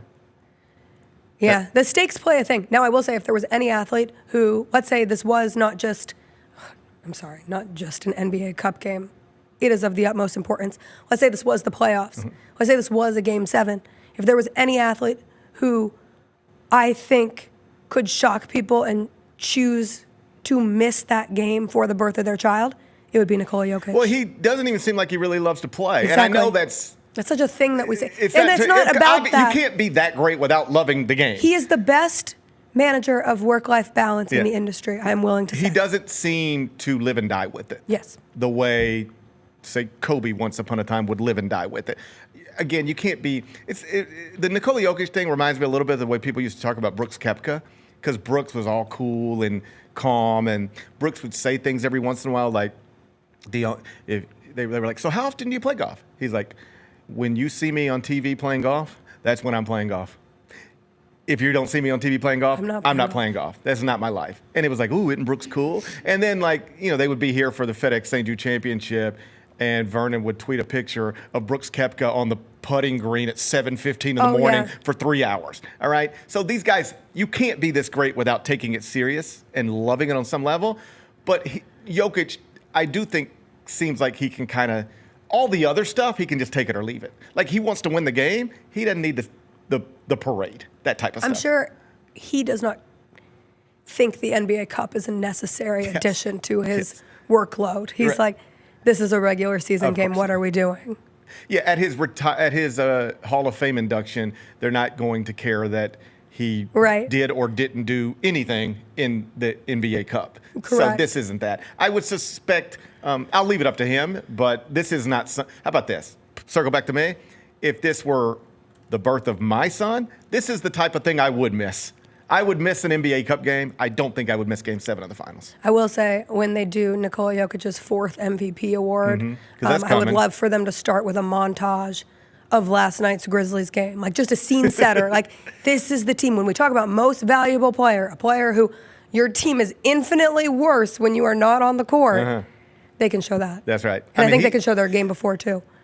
It's interesting because we have two recent champions in the Bucks and Nuggets that really look like a shell of themselves, even though their superstars are still maybe the top 2 players in the world. It's just everything around them has fallen apart or gotten old or something. But both those franchises are in places I don't think if you'd have told them the night they won a championship, fast forward to November 2024, and the best 2 players in the world will still be Jokic and Giannis, you would say, well, then I guess we're still competing for championships. Are we playing them in the finals? And right now, neither team looks like they would sniff that. Yeah, now I saw, I think it was Mark Stein who reported over the weekend that the rumblings of the Rockets looking at Giannis. If they can't get Kevin Durant, their ultimate choice in the Superstar Sweepstakes, like, ooh, could Giannis go to the Rockets? It's all how it is. We have to talk about the other Memphis basketball team, though. The 3-0 Memphis Tigers, who beat Ohio over the weekend. PJ Haggerty and Tyrese Hunter combining for 44 of their 94 points. We talked last week about the big road trip looming, the game against UConn. Is there anything new that you learned from that game, or is it just good to get another win? Just get it, put it in your back pocket. You know, I say stuff like this all the time, but I think it makes a point. There's only 2 outcomes to a basketball game, right? You either win it or you lose it. And so was that a big win? No, but it would have been a bad loss. And if you didn't win it, that's what it would have been. So you take it. Your efficiency numbers basically stay the same. They're still, borderline top 40-ish at KenPom. At Bart Torvik, if you remove the preseason bias and just run the data from, 2 Mondays ago, the start of the season, they're actually 48th, so a little lower. So they're not actually playing as well as it maybe feels or as well as KenPom would suggest because of the preseason bias in that algorithm. But UAB took another loss. That was your team that was supposed to be picked to win the AAC. I think even through 3 games, it's pretty clear Memphis is the most talented team in the AAC. I know you can say, well, yeah, it was only Ohio, but here's the thing. You go in the AAC, most teams in there are just like Ohio. That's who you're playing for the most part. So it's all good stuff. You got one more bye game, or not bye game, but like game against something less than a high-profile opponent before you get out to Maui. And so I think the goal has always been pretty clear from the jump. Be 4-0 and healthy, going to Maui, and then it's going to be the Monday of Thanksgiving week on a very big stage, and you are going to be playing the reigning back-to-back national champions who are also probably at that point undefeated and ranked in the top 5 in the country, and you take a swing. You take a swing and you see if PJ Haggerty can go out and get you 30, and you can really send a message to the country that, hey, this Penny Hardaway thing through 6 years hasn't been as smooth as anybody would have wanted. The success on the court hasn't been where anybody anticipated or Penny promised, but this is year 7. They're off to another good start. They're now at that point would be 5-0 with a victory over UConn. Let's see where this thing goes. What's your Thanksgiving college basketball schedule? I'll be in New York. Okay. In studio. So I go to New York later this week for a couple days of studio, come back, and then back next week. I will once again wake up in New York City with the parade outside my window. Do you watch it? I have. It's very unimpressive in person. It's incredible on television. We have actually sat in our I don't believe that. The first thing you'll notice, I promise you, if I took you with me, the first thing you'd say is, those are the balloons I see on TV? They look small in person. They look gigantic going through the streets of Manhattan. On television, in person, it is not a great in-person thing. Wait, we're talking about the Macy's Thanksgiving Day parade? The floats, I've been to the Macy's. They look huge in person to me. No, they don't. Yes, they do. How high up are you? Are you in a penthouse? No, I've been in the penthouse, but I've also been on the streets. I've done it like a lot. I'm in New York on Humble Thanksgiving brag. all the time. I've done it with my family. We had more fun. You ready for this? Walking downstairs on the street, watching the floats, then come back up to, I think one year we're staying in the Marriott Marquis, which is right there in Times Square, and looking down from our window and watching it on TV and then looking down at it at the window. That was more enjoyable than being on the streets. First off, it's cold. You're cold. It's Thanksgiving in New York. But beyond that, it's just, I don't mean to ruin it for anybody, but it's unimpressive in person. It's unimpressive in person. One of my biggest life regrets is in high school, I was on Palms, which is like the dance team, and we had a chance to go and like the 3 captains, we could go perform in the Macy's Thanksgiving Day Parade. Okay. And we were on the JV team. Sure. And the varsity team didn't want to do it. And because the varsity team didn't want to do it, the JV team didn't feel like they had the support of the school to just go off and do it on our own, so we didn't. And I regret it to this day. I could have done the little pom-poms in the Macy's Thanksgiving Day Parade. I could have seen you on TV, perhaps in person. What a great 2 truths and a lie. Yeah. Like I pom-pommed in the Macy's Thanksgiving Day Parade that Gary Parrish says is not as impressive in person as it is in television. But here's the truth. Most of these big outdoor things you see live from New York, they're not great in person. They're just great. New Year's Eve, I'm so there with you. Terrible. The worst New Year's Eve I've ever had in my life was spent in Times Square with my, at the time, girlfriend, who is now my wife. It was awful. My mom and I did the full, like we were in a pen, because that's what it is. You're like cattle in pens. That's exactly right. And we were at the front, and we thought, by being in the front, we got out of a show. Back then, some of the Broadway shows still did matinee performances on New Year's Eve. We funneled out of the matinee. It was probably like 4 or 5 o'clock, and a pen had just opened, and it was right by the NBC setup. Yeah. And we thought to ourselves, we can't turn this down. Like, we're going to have a front row seat. Right. So we get in the pen. All the action goes the other direction. Yeah. It's for VIPs who sit inside the studio setup that is out there in Times Square. Nothing is done for the people who are freezing their butts off. You can't hear you anything. You can't pee. You can't You heat, can't leave. If you can't leave, hear. you're out. I think it was Gwen Stefani performing. I was like, hi, Gwen. Right. You're so far away. It was like a fun, what stood out to me the most from that, always. So we flew out the next morning. That was the Boise State, Oklahoma Fiesta Bowl. Right. We had a flight at like 7 a.m. to get to Glendale. Completely clean. We got out of bed at like 5 a.m. to get in a cab and get to the airport. The night the ball drops, You would all the have confetti no drops, idea. and they immediately start, all right, guys, night over, and It's they're cleaning it insane. up. And by the time you wake up the next morning, they do the same thing with snow. It can snow overnight. Yeah. You wake up, it's all gone. It's one of the most remarkable cleanups I've ever seen. They're good at that. They're good at that. Same deal. We got there. They're like, it's you were fenced in between blocks. So like you're on 34th. Yeah. But you're between 33rd and 34th. You're between 34th and 35th. They fill up this one block. Yep. And then they close it. And then they go to the next one. And they just keep going back as far as they'll go until they run out of people. Once you're in there, you're in there. You got to go to the bathroom, you're out. You want to go get a drink, you're out. We were there like the New Year's Eve immediately after 9/11. So think about what security was. You couldn't do nothing. And we were right by the MTV studios. And so there are all these rumors. People are like, well, you heard Britney Spears is going to perform. We're like, okay, cool. This sucks. But like, you know. I can see Britney Britney Spears. Spears is going to be right there in 2 hours. And I'll never forget, you would always think, okay, now it's about to pop off. Same deal. We got there like 5 o'clock because we were told we had to. Yeah. It's like, all right, so they'd go. It'd be 7:59, and they start a countdown. 10, 9, Yes. 8, 7, 6, 5, 4, 3. You're like, all right, let's go. And they'd go, it's now 4 hours till 2002. And you're like, what? They did this all night. By 10 o'clock, we were so sober, so cold, and so frustrated. I said, listen, I know this is what we wanted to do. This is what we said we wanted to do.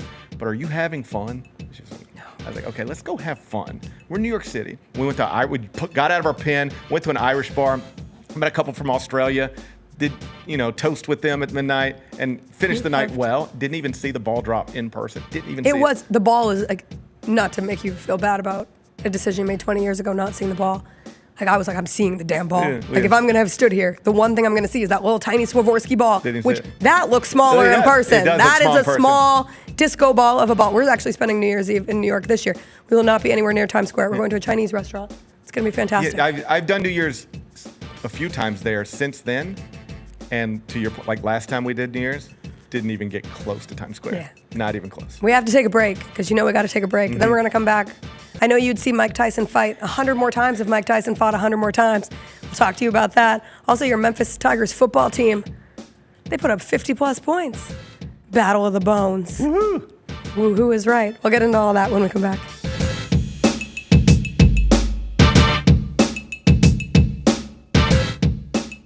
Every time you go to Miami, you can go see, like, that's a statue of me there. No, I don't look nothing like that thing, man. Look, I'm sorry. I would have been offended. Look at that. That is you,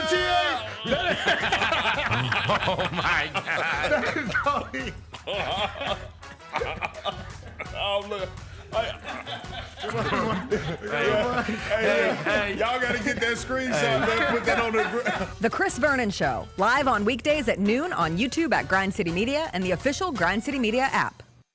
D'Anthony Melton took my boys, my little guys, to the ice cream stand. He was like, I'm going to get ice cream. You want to go with? So he took my little guys to the ice cream stand. So, you know, guess who their favorite player is now?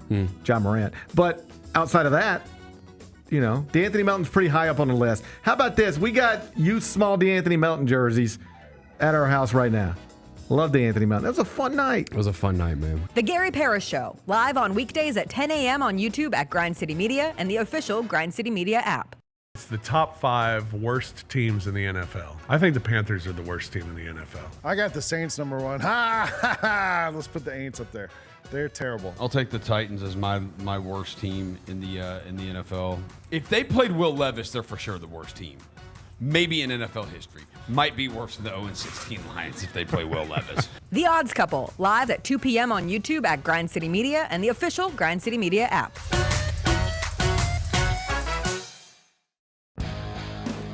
Grizzlies fans know it's the team that gives you the edge. Big River Steel does too. And much like the Grizzlies have recruited legendary talent, we want you to be part of our team. Are you ready to be part of something legendary? Then visit www.bigriversteel.com. That's www.bigriversteel.com.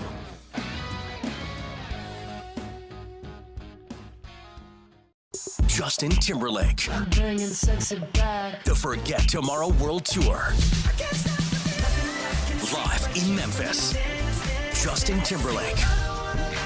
FedEx Forum, Saturday, November 23rd. Get tickets now at livenation.com. The brand new single Selfish is available to stream and download now. For more, hit up justintimberlake.com. Who do you see ending up in the SWAC championship game? So give me your East and your West based on what you see right now. If I had to say from what I've seen this year so far, I think you're probably going to get a Southern Jackson SWAC championship. Get all of your HBCU sports and culture news by tuning in to HBCU Huddle with CJ Hurt and Mike Wallace. New episodes drop every Thursday on grindcitymedia.com, YouTube, and Spotify.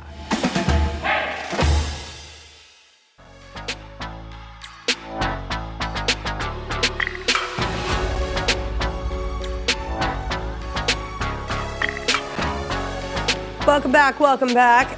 Gary Parrish joining us for segment number 2.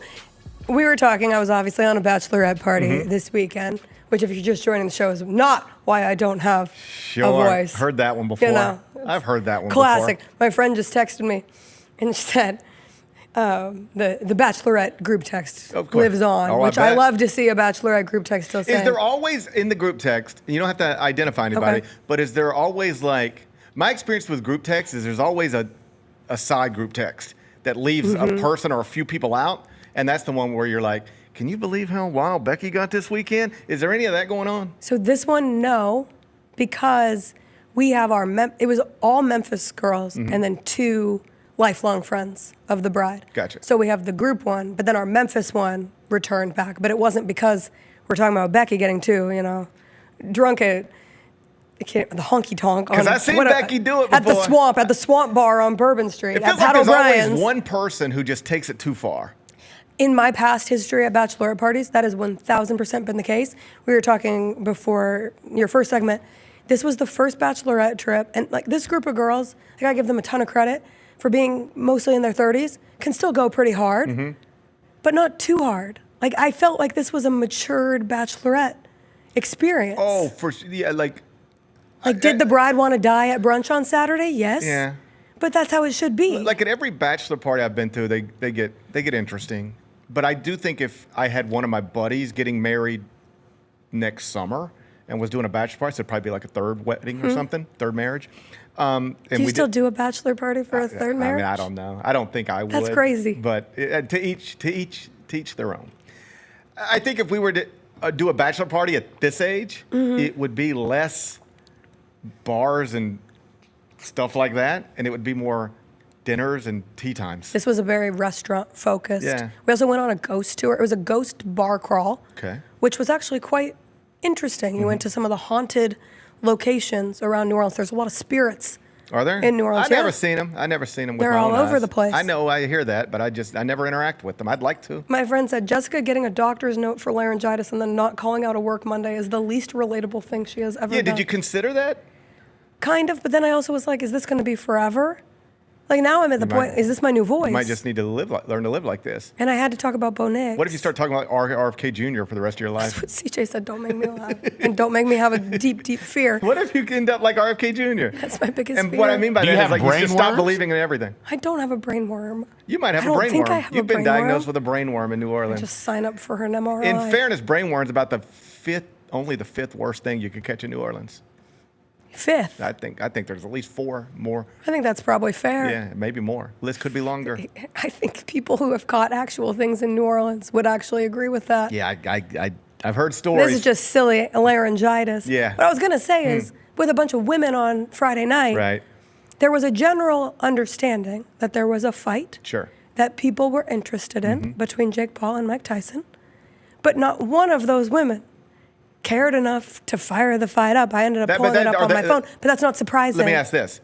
Are most of the women your age? Yes. Okay, so you were you guys missed it on both ends. Yes. You missed the Mike Tyson stuff. You're too young for Mike Tyson Right. and too old to care about Jake Paul. Yes. That's where you're at. Like I'm aware. Like I met Evander Holyfield Sure. at the Olympics when I interned in 2012, and I took a picture with him, and my caption was bonding over our ear injuries. So like you're aware. but it doesn't have that grasp that I understand you now are young still enough. exists. You are so young. You're not old enough to have lived through the baddest man on the planet walking into a ring and destroying people every 3 months for years. If you live through that, there's nothing else like it in sports. I mean, nothing else like it. We will never see. I don't care if it's Floyd Mayweather, John Jones, Rampage, Conor McGregor, wherever you want to take it. In combat sports, I don't think we'll see anything like Mike Tyson. I shouldn't say ever, because UFC can just get so big that somebody becomes that. But Mike Tyson was the biggest sports figure in this country and probably the world, and one of the more iconic figures in the world for a long time. And people my age really connect to that. So does it tarnish that memory for you at all to then watch him get destroyed by Jake Paul? No, but it does make me go, we should not do this again. Okay. And we should not talk about it again or give it any attention again or get excited about it again. It looked exactly like some people told us it would look, which is 58's 58.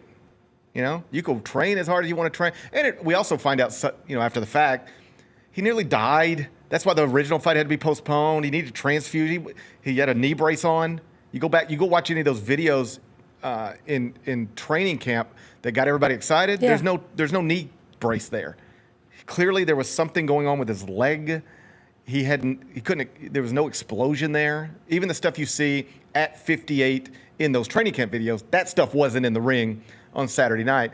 It doesn't tarnish Mike Tyson. Like, you can still go watch Mike Tyson, Michael Spinks on YouTube and see the peak, what it was. You can see what it was.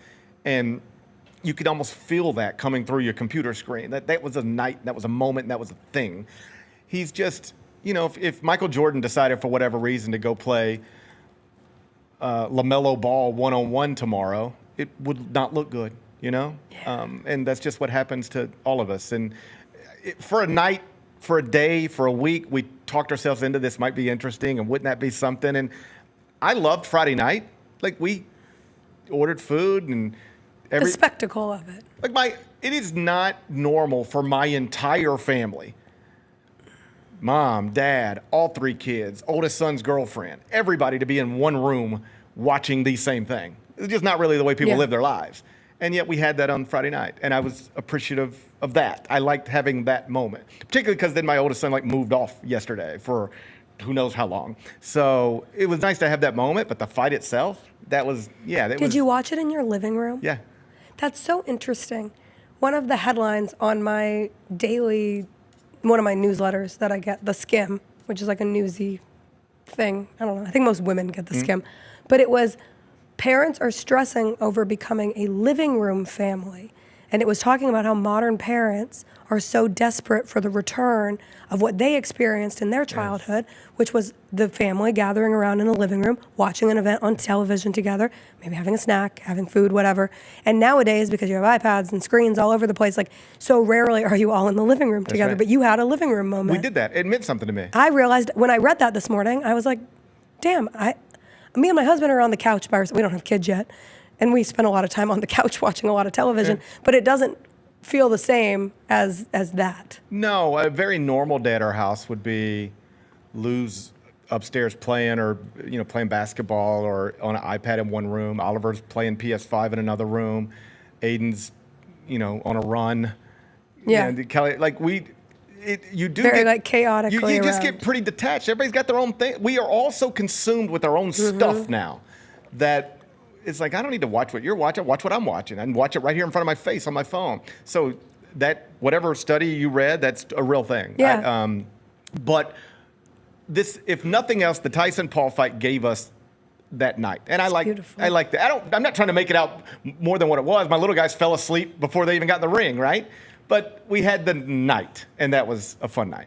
The prelims were fun, right? The Amanda Serrano-Katie Taylor fight.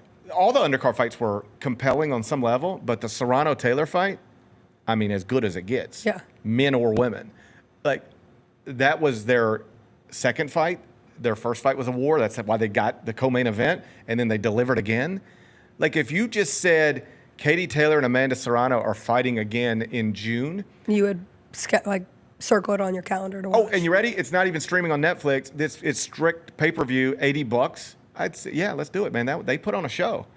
So that was unbelievable. I'd watch that fight, a million times up until they get 58, then I'd stop.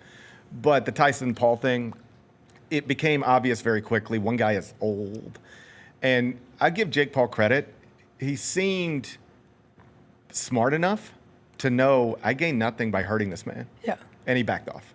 He took his foot off the gas a little bit. We didn't have to see him. And I think Mike, either because of fatigue or because he recognized Jake's backing off, so I'm going to back off too. And then they just spent the last 6 rounds just sort of barely touching each other. But it seemed prompted by Jake realized pretty quickly this guy, A, can't hurt me, and he's tired, and he's hurt. And if I hurt this man, it's not good for me. If I punish him, it's not good for me. And so he just he walked him through the fight. Floyd did the same thing with Conor McGregor. He just carried him through the fight. And Jake carried him through the fight last night, or this weekend. Before I let you go, the Memphis football team put up 53 points in their Liberty Hole finale. Mm-hmm. The seniors got to send off with a win over UAB, the Battle of the Bones. Trent Dilfer goes out sad. I didn't realize Trent Dilfer was such a... He's had a bunch of press conferences this year where he's made headlines with them. I didn't know that he had coached high school football in Nashville. And he made sure to tell people that he had come into Memphis. And as a high school coach, he'd beaten a lot of teams here in Memphis, but as the coach of UAB, not so fast. Trent Dilfer, the Tigers' second outside of the AP Top 25 yesterday. We don't really pay attention to the Top 25 now because, frankly, it doesn't matter with the college football playoff rankings. However, you have real potential if you're the Memphis Tigers to next week go into Tulane on a Thursday. Or not this week, but next week. Sure. Get an upset over a ranked Tulane team, and you could end the season ranked 10-2 and in the AP poll. and 10-2, Right. and going to your 11th straight bowl. Mm-hmm. We've talked a lot about what a successful season looks like for this team if they couldn't make the college football playoff. Does that move the needle? No. I know. You were picked to win your league, and it's already guaranteed That with you're one not in regular it. season game left. You can't make the championship game. It will be Tulane against Army, regardless of what happens the rest of the way. Tulane was picked second in the AAC. Army was picked fifth. You're supposed to be better than both of them and everybody else, and you're not, or at least you didn't show it on the field. I mean, they might be. You know, if you played it all over again, they might make it there, but they didn't. That doesn't work that way. It doesn't work. And to me, the most troubling and problematic thing is that they are 9-2, and it doesn't register. So you can stop lying to yourself if you're Ed Scott or anybody else over there. The idea that if we put a compelling product on the field, we need Memphians to come out and support it, and if we're successful, they will. Clearly not true. They have a compelling product. They have an all-time great for the program quarterback, an all-time great for the program running back. They're scoring above 50 in the regular season home finale. They're 9-2. They're nearly in the AP poll. Every box you want them to check as far as being a quality and competent football program has been checked. Nobody cares, because when you are playing these teams and only these teams, nobody cares if you can win 9 games or 10 games, because here's the truth. You're supposed to win 11 or 12. You're supposed to win 11 or 12. And what's crazy, not crazy, but an added layer on this is I've seen a lot of smart people in college football coming out of this weekend make the argument. I listened to a lot of podcasts on that 6-hour drive back, that Tulane is actually the best group of 5 team, the best non-power team this season. But in order to be seen that over Boise, you would have to have Boise lose at this point. Yeah. And once again, Boise found themselves in trouble against San Jose State. They have a Heisman candidate in Ashton Jeanty. He did what Heisman candidates are supposed to do, took over that game, got them the win. But as long as Boise State wins out, it doesn't matter for a Tulane team who is in the American, who is perceived because they were not even picked to finish first in the American. You can't work your way back up in that scenario, which just kind of further solidifies where we're we're also, at. to circle back to Memphis, sort of illustrates a point that I've always thought runs counter to reality. When we're having these Pac-12 AAC conversations, one of the arguments in favor of staying in the AAC from people who think it's smart to stay in the AAC is you would theoretically have an easier path to the college football playoff. Well, you had an easy path this year, and you had a fourth-year starting quarterback and an amazing running back and a team good enough to do it, and you still didn't do it, so whatever. But beyond that, going forward, is even winning your league going to be good enough to get you there? We'll see. Probably not. I say probably not, because the new Pac-12 is going to be better than you, and there's always going to be a Boise State. And if it's not a Boise State, it'll be a San Diego State. But it's going to be somebody. It could be a Washington State. It's going to be somebody.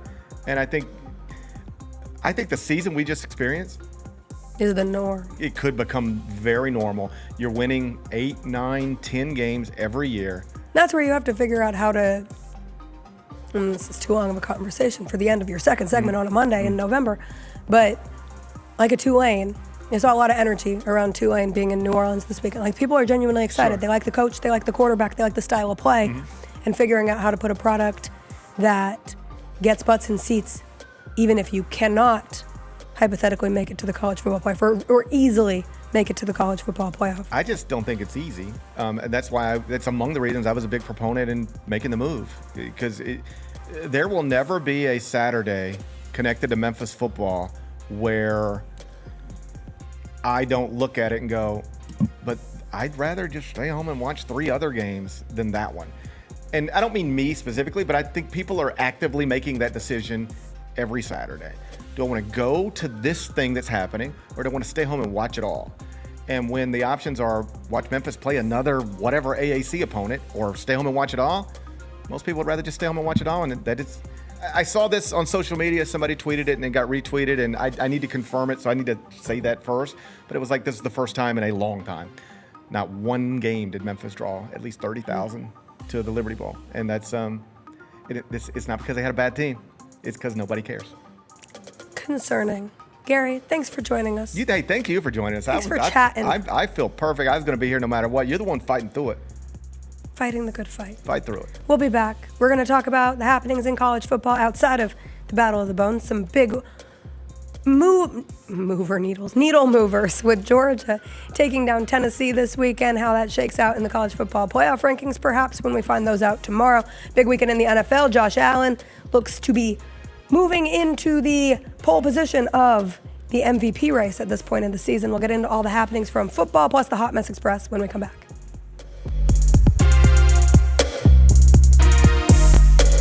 Sonic Radio. Welcome back to Sonic RNDIO. That spells radio with me, the CIO. This just in, the new Sonic $1.99 menu lets you build a crave-worthy meal for just $1.99 an item, whether that's a creamy shake, crispy tots, or a quarter-pound double cheeseburger. This just out. Ostriches. They're mean, not very cute, and in my opinion, way too big for a bird. Don't miss the Sonic Fun 99 menu. 5 items, always $1.99. Live free, eat Sonic. Tax not included. See menu for details.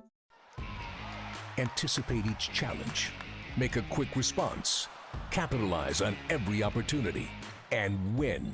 Greatness won't wait. It's true in basketball. It's true in banking. Grizzlies checking from Pinnacle. Play hard. Bank easy. Open a Grizzlies checking account with at least $100 and a recurring direct deposit by August 31st. And you could receive a $200 direct deposit bonus into your account. Details at grizzliesbanking.com. Member FDIC. Southland Casino Hotel is helping you navigate to Santa. Win your share of up to $340,000 in free play or a 2024 Lincoln Navigator. Here Comes Santa kicks off November 24th. Get 1 free entry and earn additional entries for weekly Saturday drawings. Don't forget the grand finale drawing on Saturday, December 21st to win up to $5,000 in free play or a 2024 Lincoln Navigator. Win big during Here Comes Santa, only at Southland Casino Hotel. Must be 21 plus. Play responsibly. For help quoting, call 800-522-4700. Grizzlies fans know it's the team that gives you the edge. Big River Steel does too. And much like the Grizzlies have recruited legendary talent, we want you to be part of our team. Are you ready to be part of something legendary? Then visit www.bigriversteel.com. That's www.bigriversteel.com.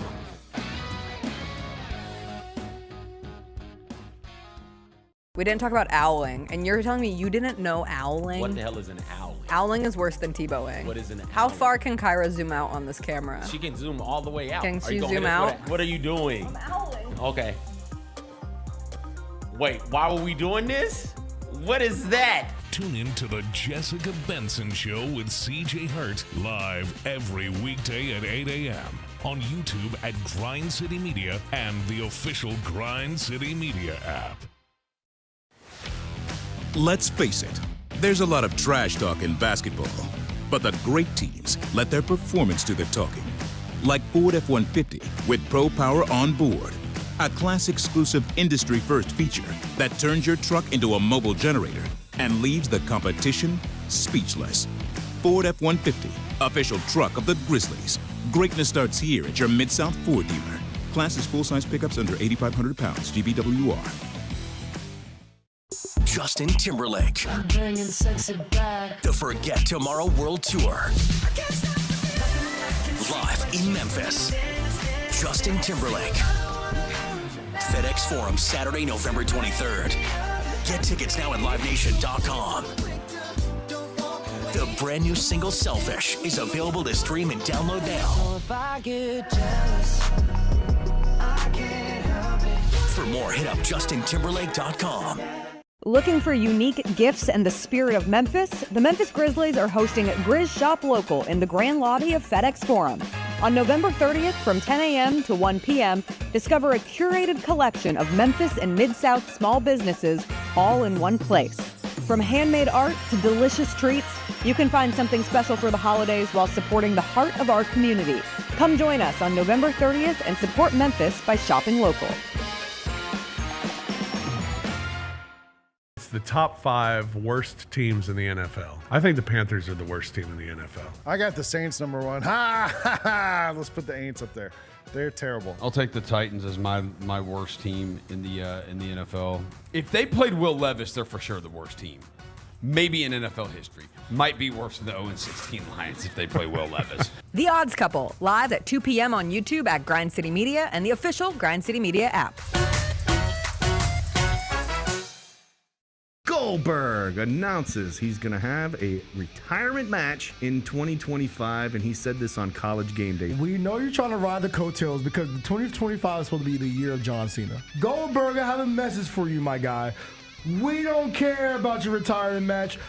Your retirement match was 3 years ago. Go somewhere, go away. Tune in to Grind City Wrestling weekly on the Grind City Media app and on the Grind City Media YouTube channel.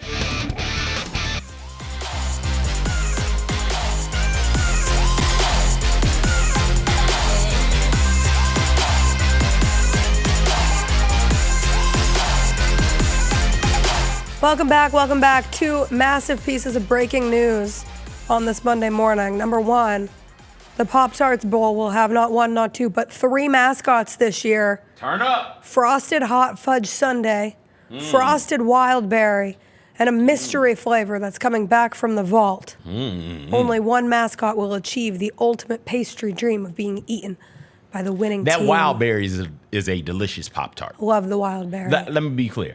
Pop-Tarts on a scale of 1 to 10, every single one of them is like a 7.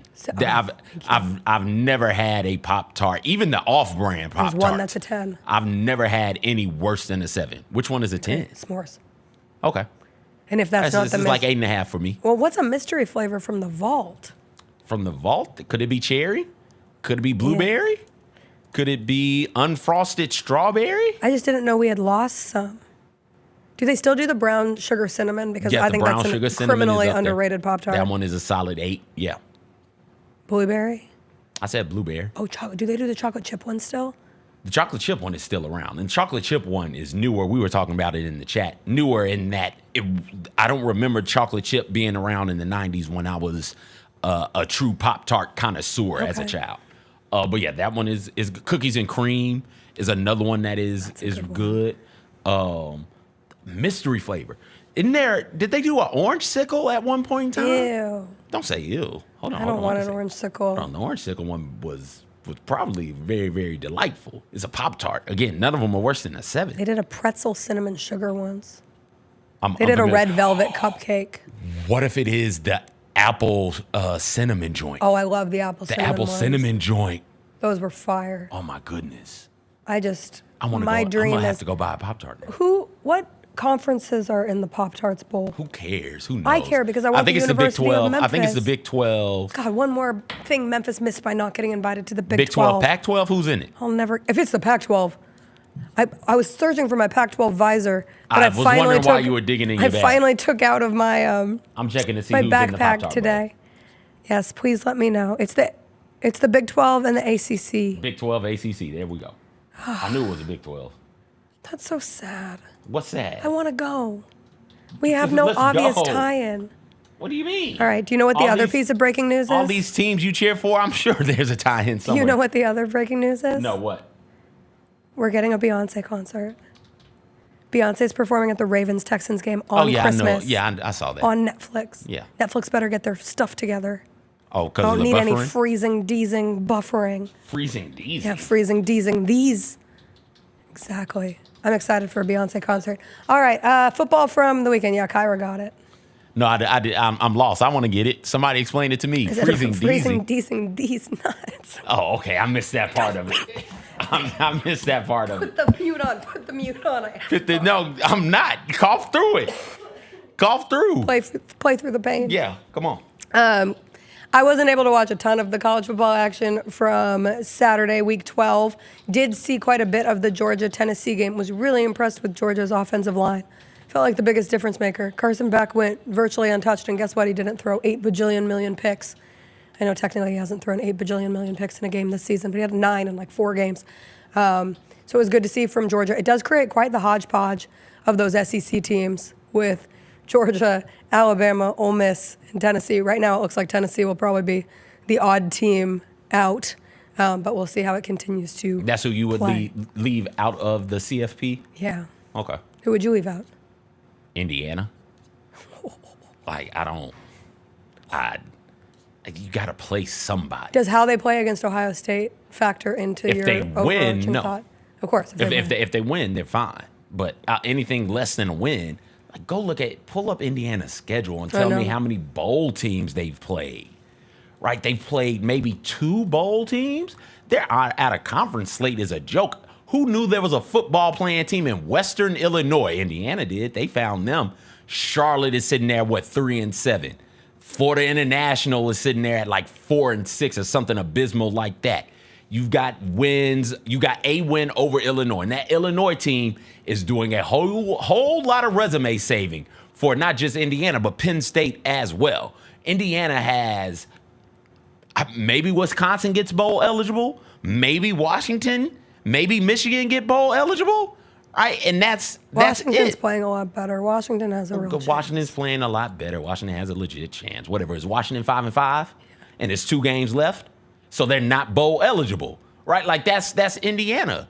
I think that is where I would go to look. I like rewarding people for at least attempting to play quality teams. They're 6-5. Washington is? Okay, so Washington is one of the 2 that's bowl eligible.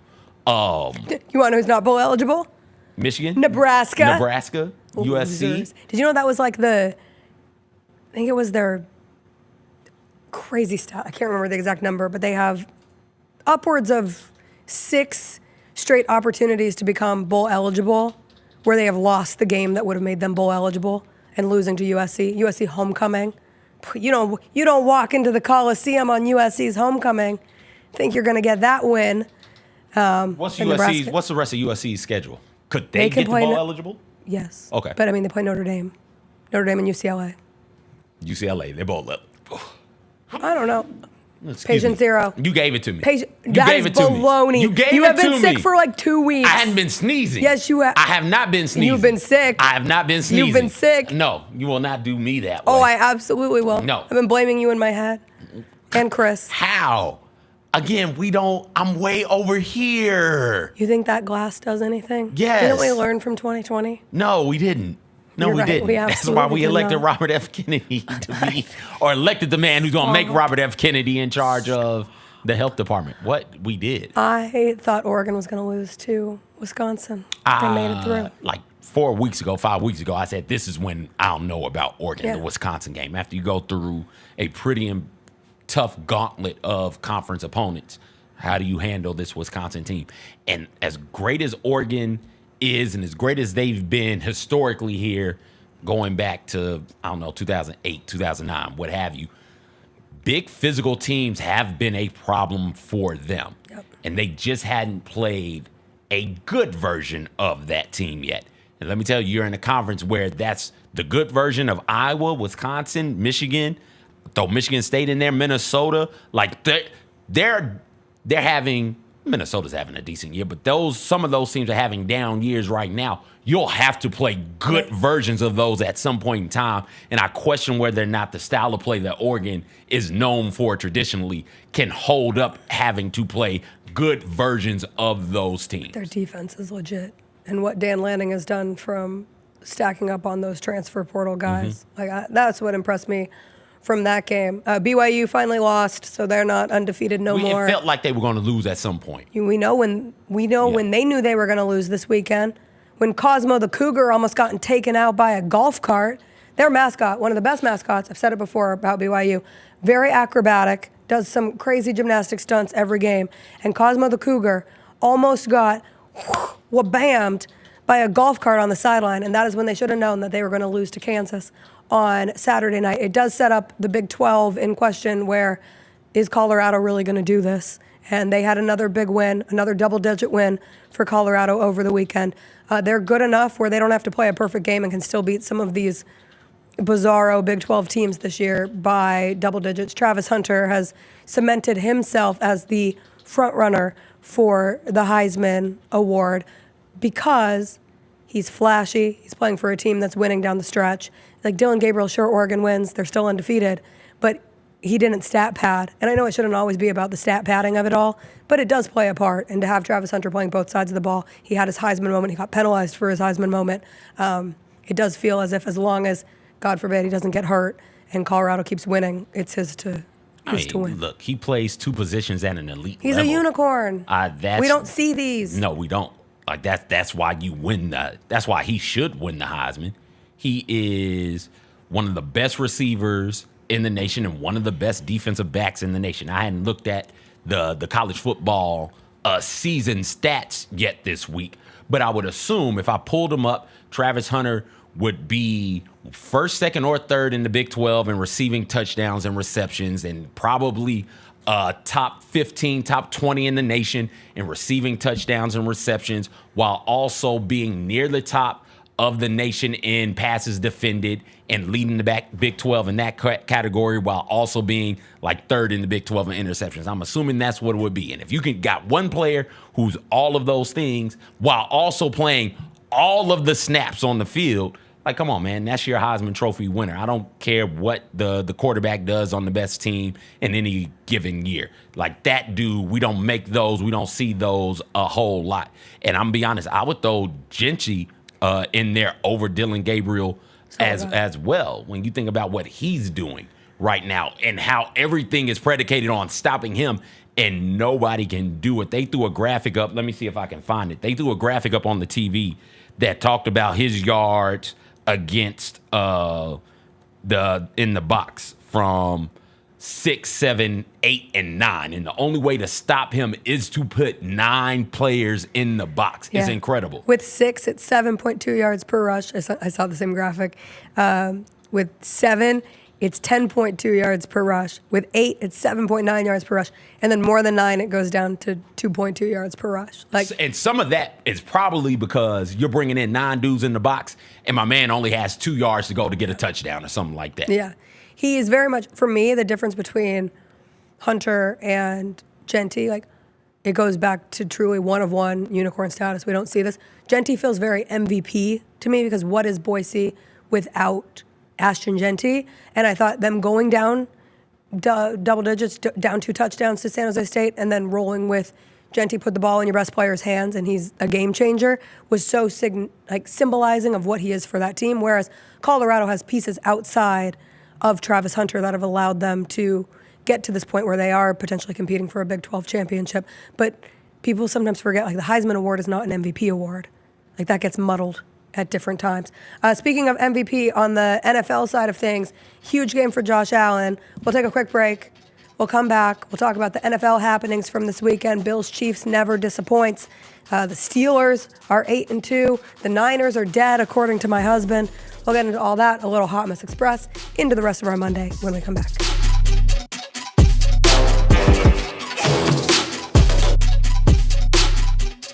I can't tell you how many people texted me and thought it was the funniest thing ever that you were sitting on the front row in your jersey. Yo, no. You were wearing a Tony Allen jersey on the front row. They're like, yo, tell him to check in. That joke was smeedy. I told Tia, I said, I man, you didn't should have a hoodie on, though. I mean, a sweater on. I told Tia, you should have sized up on that joint, man. Yo, shout out to Robin Hood, man. The Chris Vernon Show, live on weekdays at noon on YouTube at Grind City Media and the official Grind City Media app. D'Anthony Melton took my boys, my little guys, to the ice cream stand. He was like, I'm going to get ice cream. You want to go with? So he took my little guys to the ice cream stand. So, guess who their favorite player is now? John Morant. But outside of that, D'Anthony Melton's pretty high up on the list. How about this? We got youth small D'Anthony Melton jerseys at our house right now. Love D'Anthony Melton. That was a fun night. It was a fun night, man. The Gary Parrish Show, live on weekdays at 10 a.m. on YouTube at Grind City Media and the official Grind City Media app. It's the top 5 worst teams in the NFL. I think the Panthers are the worst team in the NFL. I got the Saints number 1. Ha! Let's put the Aints up there. They're terrible. I'll take the Titans as my worst team in the NFL. If they played Will Levis, they're for sure the worst team. Maybe in NFL history. Might be worse than the 0-16 Lions if they play Will Levis. The Odds Couple, live at 2 p.m. on YouTube at Grind City Media and the official Grind City Media app. Who do you see ending up in the SWAC championship game? So give me your East and your West based on what you see right now. If I had to say from what I've seen this year so far, I think you're probably going to get a Southern Jackson SWAC championship. Get all of your HBCU sports and culture news by tuning in to HBCU Huddle with CJ Hurt and Mike Wallace. New episodes drop every Thursday on grindcitymedia.com, YouTube, and Spotify. Who will lead the Grizz in steals this season? I'm going to go with Pippen for steals this season. So I'm going to go with Jaren. I'm going to go, as long as he's in the rotation, I'm going to go Jake LaRavia for total steals, and I'll have Marcus Smart in my back pocket for steals per game. Hey, Grizzlies fans, be sure to tune in to GrizzBeat, where the panel and I break down all things Grizzlies and take a look at the rest of the NBA as well. The show is live every Wednesday, 2 p.m. on YouTube at Grind City Media and the official Grind City Media app. Thanks for showing up, Memphis. Nothing compares to catching your Grizzlies IRL. And that all starts with buying tickets at Ticketmaster, the official ticket marketplace of the Memphis Grizzlies and the NBA. Ticketmaster gets you to the game so you can catch every highlight. Put that jersey collection to use for the next game and get Grizzlies tickets at Ticketmaster. Whether they're here at FedEx Forum or on the road, Ticketmaster's got your back when it comes to scoring tickets. And there's no better brag than saying you saw it live. Justin Timberlake. I'm bringing sexy back. The Forget Tomorrow World Tour. Live in Memphis. Justin Timberlake. FedEx Forum, Saturday, November 23rd. Get tickets now at livenation.com. The brand new single Selfish is available to stream and download now. If I get jealous, I can't help it. For more, hit up justintimberlake.com. Goldberg announces he's going to have a retirement match in 2025, and he said this on College Game Day. We know you're trying to ride the coattails because the 2025 is supposed to be the year of John Cena. Goldberg, I have a message for you, my guy. We don't care about your retirement match. Your retirement match was 3 years ago. Go somewhere, go away. Tune in to Grind City Wrestling weekly on the Grind City Media app and on the Grind City Media YouTube channel. Grizzlies fans know it's the team that gives you the edge. Big River Steel does too. And much like the Grizzlies have recruited legendary talent, we want you to be part of our team. Are you ready to be part of something legendary? Then visit www.bigriversteel.com. That's www.bigriversteel.com.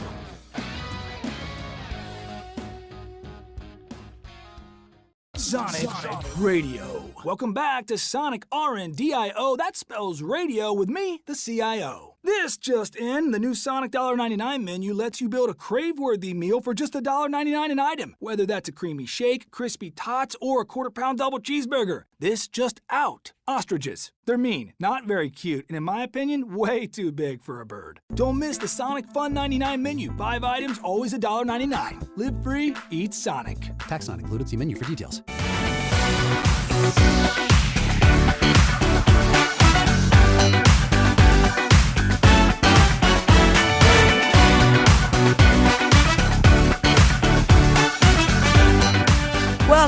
Welcome back. If you are joining us live, our chat question of the day, in honor of Manatee Awareness Month, what is your favorite aquatic mammal?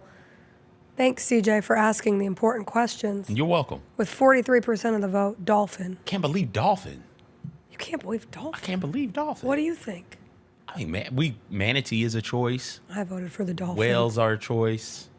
What was the other choice? Seal. Seal is a choice. If you would put sea otters, If I had would put have sea given otters, would that a have vote for an otter. Okay. All right, I was thinking more ocean, less lakes, rivers. Although Otters are in everything. Are they near the ocean? I'm assuming they kick it off the coast of something or another. But either way it goes. Some coast, some. I would have gone whale. What's better than a good beluga whale? Oh, I can speak whale. Can you?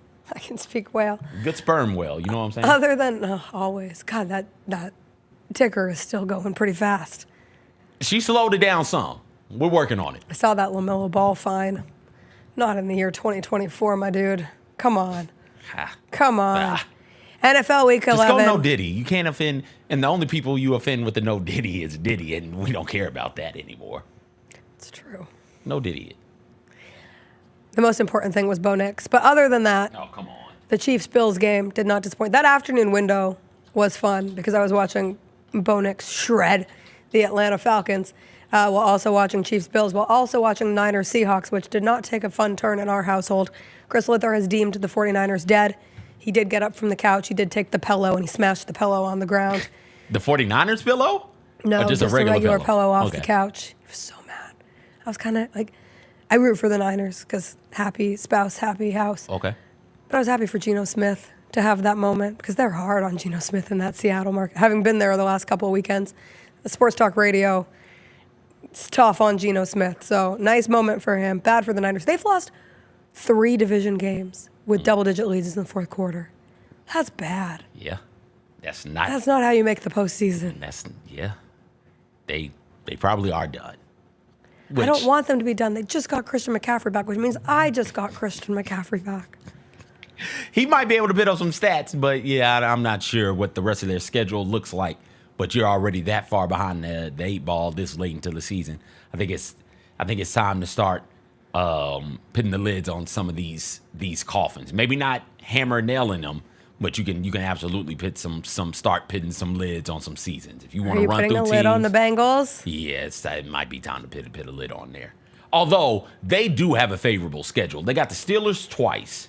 And then it's just a bunch of teams they can beat. Like, they got the Cowboys. I think they got the Titans also as well. It's a bunch of teams that the Bengals should beat and beat handily with 2 games against the Steelers. It's just that start to the season was so bad, and they couldn't afford to lose that game against the Chargers. Speaking of teams who ended up blowing leads, the Chargers did and then found a way. Yeah, but they're a different team now under Harbaugh. And Justin Herbert can live freely. Because now they blow the lead, but they still win the game. Well, hey, it's that's one way of doing it. So yeah, the Jets are dead. Yeah, you can start coughing that puppy, hammer and nailing that. I'm about to bench Garrett Wilson. You should have been. I understand. I should have benched Garrett Wilson. You can go ahead and put the hammer and the nail on that one. Bury them. The Bears, absolutely. Oh, the poor Bears. Oh, the poor Bears yesterday. If you have a Bears fan in your life, give them a hug, because watching that kick get blocked, watching them not run one more play to try to make it a 35-yard kick versus a 46-yard kick. I'm like, what? You just fired your offensive coordinator. Do something right here. And I guess statistically, it was one of their better offensive performances, but it just comes down so bad at the end. Ooh, tough scene. Who else are we putting a coffin on? I can't put a coffin on the Saints yet. I will put the lid on the Bears. I have put the lid on the Saints also. What are they? In that division? They got 4 wins. They're only 2 games behind Atlanta. Yeah, they're still 2 games behind. I'll put fine. I have the lid in my hand. And the Bucks are 5-5. I have the lid in my hand. I won't put it on there yet. You're not snapping it. The Tupperware's not snapped. I'm close to putting it on there, though. Okay. Yeah.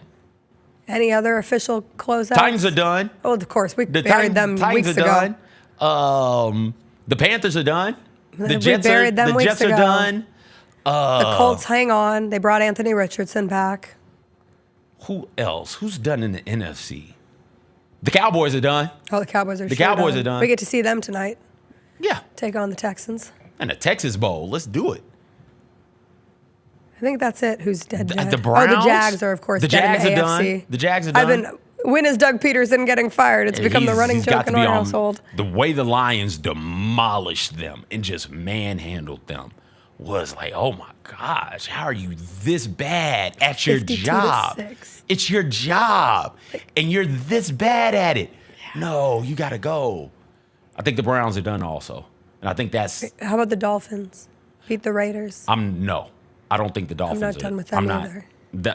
The lid should be on there. Yeah, but Tua was out and Tua was back. They're a completely different team with a Tua that hadn't had his head rattled. So as long as he doesn't go head first and try and make any tackles, and as long as he slides to keep his head from bouncing off the turf, the Dolphins got a legit shot. Do you feel significantly better about the Buffalo Bills' chances of being the best team in the AFC after this weekend? Me neither. No. However, it was a great win, but Josh Allen downplayed it afterwards too. He's 4-1 against the Chiefs in the regular season. We've seen this. It was a different version. Like, I thought the way that they game planned, specifically going into half, bleeding the clock in the way they did to not give Patrick Mahomes the ball back. That's a great strategy when you're playing Patrick Mahomes. And also Josh Allen just being able to have those moments, that 26-yard scramble, like listening to the broadcast and them saying, you got to go with Josh Allen's legs here. And then everyone knows you're going with Josh Allen's legs, and he still has 26-yard pickup. That's the version of Josh Allen that will have him, as of this morning, the front runner of the MVP race. Part of that comes because Lamar Jackson and the Ravens lost to the Steelers this weekend because for some reason they decided to stop running the football after Derrick Henry had his first fumble in 3 years. But you don't have to completely go away from the run after that. It's been working for you pretty well this season. I'm not ready. I think, speaking of putting lids on things, Justin Tucker, it's coming. And my heart isn't ready He missed 2 yesterday. It's his worst start through 11 games in his career. Yeah, well, that's what happens to greatness. Whether you're Mike Tyson or Justin Tucker, man. It hurts. That Father Time comes for you when it comes for you. It hurts. I think back on the Bills for a minute, sometimes we give the quarterback all of the credit when you win, and sometimes, depending on the quarterback, we give them all of the blame when you lose, right? Like you brought up Geno Smith. Yeah. The Seahawks have other issues more pressing than what Geno Smith is doing, but it feels like he's shouldering all of the blame. Bo Nix out there balling out this weekend. But there are some things that the Broncos are doing really, really well to help make his job a whole lot easier, right? So I don't want to give him all of the credit there.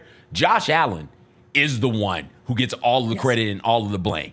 The Bills will go as far as he can grab them. He will have to grab them all by the proverbial scruffs of their neck and drag them wherever Buffalo's going to go. Now, he is capable of doing that. We've seen him do that.